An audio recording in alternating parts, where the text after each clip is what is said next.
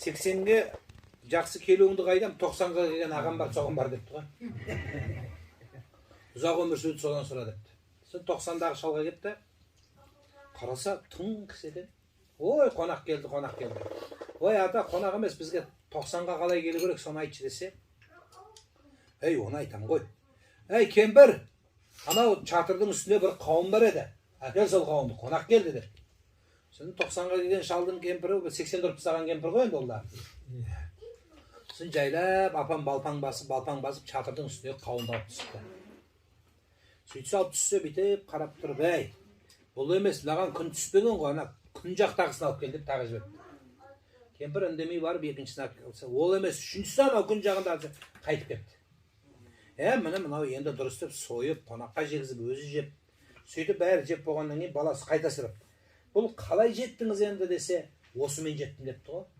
Қалай десе, анау менің кемпірім депті, 3 рет жұмсадым, көрдің ба депті.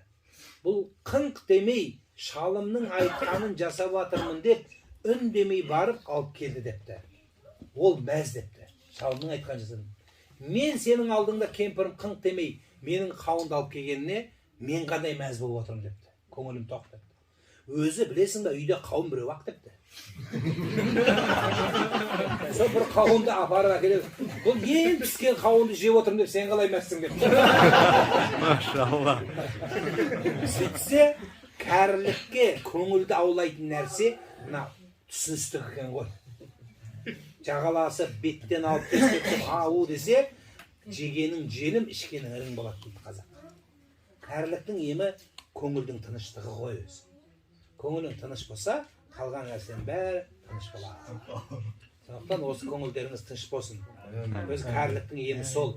Бәрі өзімен өзі дау естімей, шу естімей, өз қотырларын қазақ айтпақшы, өз қасыса, ақша бермей-ақ қойсын. Әйтеуір аман есен, дауын жаман естімесең, рахат өмір сол.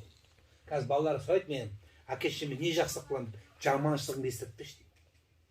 Жаман атыңды естіртпе. Сенің істеген жақсылық сол болсын. Өзің жақсылық істеп, артынан сығып алсаң не керек оған?